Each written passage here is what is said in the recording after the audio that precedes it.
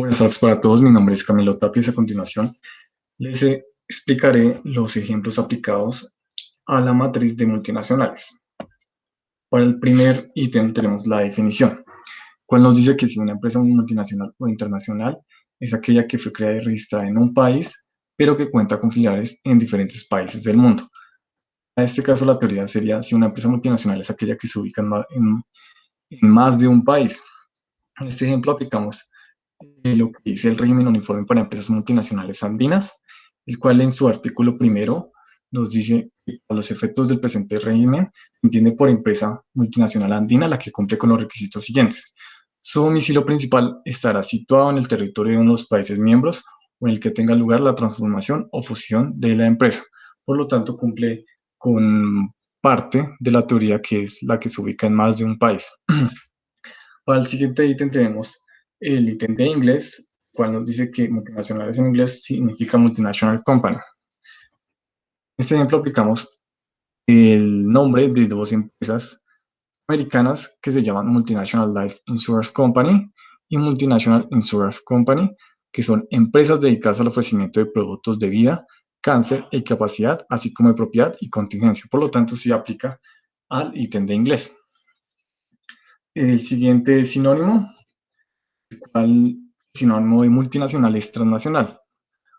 Una empresa transnacional es aquella que realiza actividades comerciales a nivel internacional, se establece originalmente en un país, que es la matriz, pero luego se extiende a otros países del mundo a través de la creación de empresas relacionadas. Por lo tanto, el sinónimo de transnacional es, es, es perfectamente aplicable a lo que significa multinacional. Para el siguiente tenemos las clases de las multinacionales. La clasificación está dividida en tres: las empresas multinacionales etnocéntricas, las empresas multinacionales policéntricas y las empresas multinacionales geocéntricas. Para este caso, vamos a tomar el primero. Las empresas multinacionales etnocéntricas son aquellas que tienen una fuerte centralización en el país de origen, por lo que hay mayor parte de las decisiones, y especialmente las decisiones importantes, son siempre tomadas desde la empresa matriz. Para este caso, expongo dos ejemplos de dos empresas multinacionales con orientación etnocéntrica. Perdón. La primera es Royal Dutch Shell, que la empresa Royal Dutch Shell, o como normalmente es conocida como todo Shell, esta empresa es considerada etnocéntrica porque casi todos los controladores de finanzas en el mundo de esta empresa holandesa son esa nacionalidad y manejan la contabilidad que se maneja en la casa matriz. O sea, desde Holanda se manejan todas las divisiones financieras. Se cree que esta empresa ha permitido etnocéntrica porque ellos manejan un deseo de conservar una cultura empresarial unificada, o porque no encuentran muchas veces en otros países talentos calificados para ocupar la administración principal. Y la otra es Mitsubishi, que se considera etnocéntrica, que al igual que otras muchas empresas japonesas, prefieren siempre mantener la contabilidad que se maneja en la casa matriz. Japón es el país que más se acostumbra a tener este tipo de empresas etnocéntricas. El siguiente ítem es estructura. Entonces, para este ítem tenemos tipos de estructuras, las cuales están las empresas multinacionales con integración horizontal, las empresas multinacionales con integración vertical y las empresas multinacionales diversificadas. Para este ejemplo, aplicamos con las empresas multinacionales con integración vertical. Entonces, esas son aquellas multinacionales que producen en algunos países donde su producción y desde ahí abastecen a otros países donde llevan a cabo la venta de los mismos. Y bueno, por ejemplo, es que la estrategia de integración vertical ocurre cuando una empresa adquiere, se fusiona o crea u otras compañías que realizan la misma actividad. Crea o que una empresa adquiera, se fusiona o crea u otras compañías. En este caso, tenemos el caso de negocios de Alpina, que fue la distribución directa de leche. Entonces,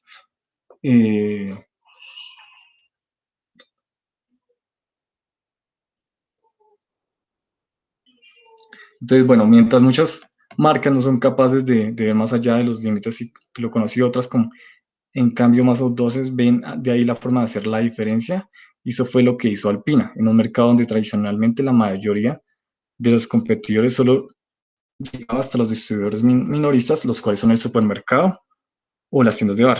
Entonces, ellos decidieron realizar también la venta directa del producto, llevándolo a la puerta de los hogares. De esta manera, a través de esta estrategia de integración vertical hacia adelante, la marca logra desintermediar en un porcentaje las ventas de leche, lo cual supone a lo que se dijo anteriormente, que son los supermercados o tiendas de barrio.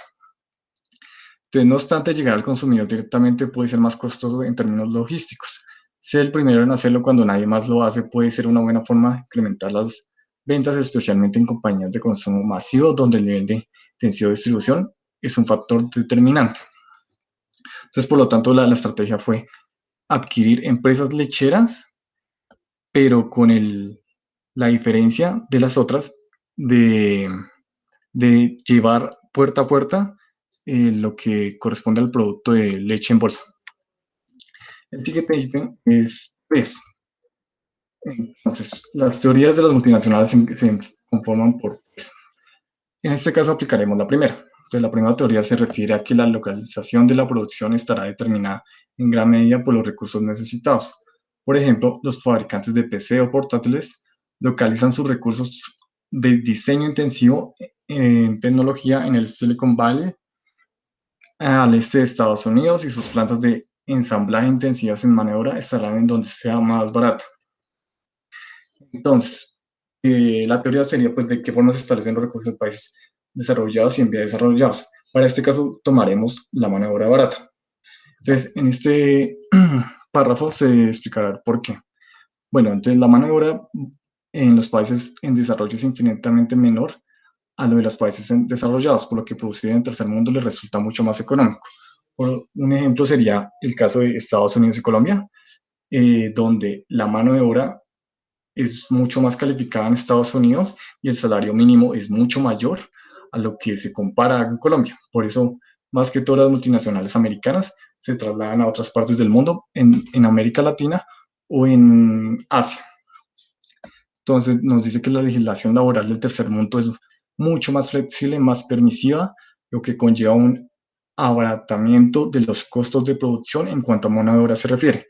La utilización de mano de obra barata les permite a los inversionistas el ahorro de recursos en el mejoramiento tecnológico, puesto que en ocasiones es más barata la mano de obra que la maquinaria, que la reemplazará mejorando la tecnología y los procesos.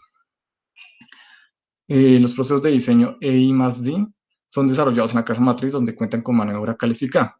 Y los que requieren mano de obra menos calificada, ya sea, un ejemplo, lo que es obreros, lo que es mano de obra directa, entre otras, pues son a menor costo y lo hacen comúnmente en, sí, en países en desarrollo. Para el siguiente ítem está el ítem de riesgos, el cual nos dice que son 4 riesgos que tienen las multinacionales. Para este caso tomaremos el riesgo político, que es aquel asociado a las actuaciones de los organismos gubernamentales de un país que por su intervencionismo afectan negativamente a las empresas. Caso de los cambios en las normas, los cambios en la aplicación de las mismas, en definitiva las actuaciones de las administraciones públicas que resultan perjudiciales para el negocio. Aunque también, bueno, más que todo en América Latina, ese riesgo político no afecta negativamente a las empresas, sino que las afecta positivamente. Un ejemplo sería como la empresa United Fruit Company, que bueno, la empresa es una empresa estadounidense que monopolizaba el comercio de frutas en América Central y Estados Unidos. Efectivamente trazaba una red de contactos y relaciones entre las élites gubernamentales de los territorios donde operaba y el gobierno estadounidense para asegurarse la no interferencia en su control de producción. Sin embargo, el modo de hacerlo es diferente del que emplean las multinacionales en la actualidad, por su implicación directa y violenta en los territorios donde operaba y por sus simbiosis respecto a la política exterior estadounidense. Este es un ejemplo claro que recuerda al país, es por ejemplo, esta empresa tuvo una participación en la masacre de las bananeras en 1928, en el cual, al presionar a las autoridades locales para que reprimiesen a sus trabajadores en huelga, con el resultado de unos 1000 muertos, de similar forma, para salvaguardar sus intereses en Guatemala. Bueno, la CIA organizó un golpe de Estado en 1954. Para entonces, el director de la agencia, Allen Dulles, pertenecía al consejo directivo de la UF. Por lo tanto, esas multinacionales también tienen su influencia política, pues para que no, por ejemplo, en este caso, que no les afecte negativamente, les afecta positivamente. Y bueno, el siguiente ítem es normas, el cual, bueno, parte de las normas nos dice que, bueno, las multinacionales establecen como una norma de calidad de los servicios de producto, del lema, objetivos y metas a alcanzar de la empresa, del cumplimiento de normas sociales y de convivencia. Entonces, para este caso, tomamos de ejemplo el cumplimiento de normas sociales y de convivencia, en el cual aplicamos el ejemplo de lo que es las normas de conducta en los negocios de McDonald's. Este catálogo nos plantea una variedad de normas que lleva McDonald's en España. Un ejemplo sería, por ejemplo, lo que es lo de los datos personales, que en McDonald's respeta y valora la privacidad de nuestros empleados, clientes y franquiciados y mantenemos la confidencialidad cuando manejamos información personal. Esto significa que usted debe tratar los datos personales de todos los empleados y clientes y franquiciados con cuidado y respeto, a la vez que salvaguarda del acceso inapropiado de divulgación. Usted nunca debe usar tales datos en beneficio personal, ni de ninguna otra manera inapropiada. También plantean como ejemplos de cómo se tiene que llevar a cabo esa confidencialidad y cómo se lleva la aplicación de cada una de las normas. El otro ítem es el de protocolos.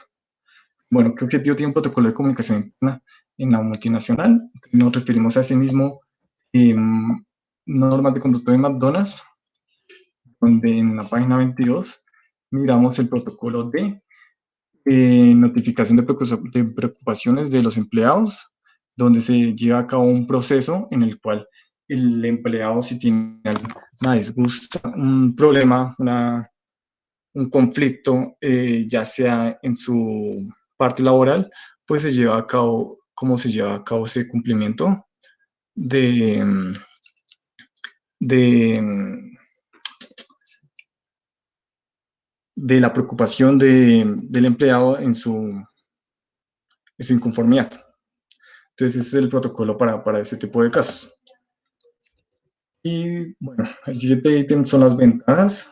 Entonces, las ventajas nos dicen que, eh, tomando como ejemplo en este caso, cómo las multinacionales afectan en los avances científicos contribuyen a la sociedad. Entonces, para este caso, en el año 2019 se llevó un avance científico por parte de Google sobre la supremacía cuántica. La supremacía cuántica, bueno, alternativamente llamada ventaja cuántica, es la capacidad potencial de los dispositivos de computación cuántica para resolver los problemas que los ordenadores clásicos prácticamente no pueden resolver. Entonces, la ventaja cuántica es el potencial para resolver problemas con mayor velocidad.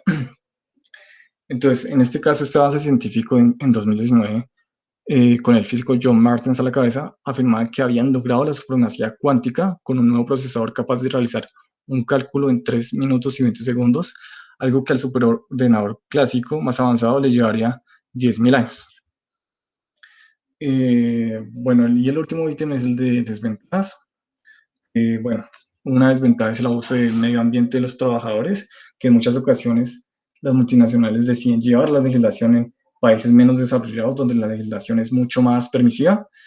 Entonces, debido a esto se produce explotación de recursos, contaminación del medio ambiente, abuso de las condiciones de trabajo de los ambientes de trabajo, entre otros. Entonces, ¿cómo se llevaría el abuso del medio ambiente? Bueno, según un artículo de la organización internacional sin ánimo de lucro Greenpeace, nos plantea que en numerosas ocasiones la actividad de las multinacionales deja un rastro de contaminación de las aguas, los suelos y el aire, la alteración o pérdida de flora y fauna o graves alteraciones paisajísticas.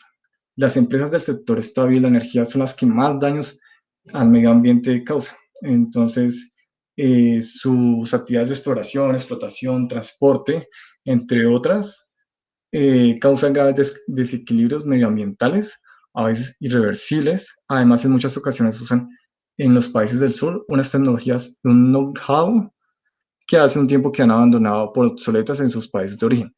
La tecnología que a veces se utiliza para ese tipo de explotación, por ejemplo, en Colombia es mucho más obsoleta a lo que se esté usando en países de Europa, como por ejemplo eh, Dinamarca, por ejemplo Francia, para la explotación minera, entre otros.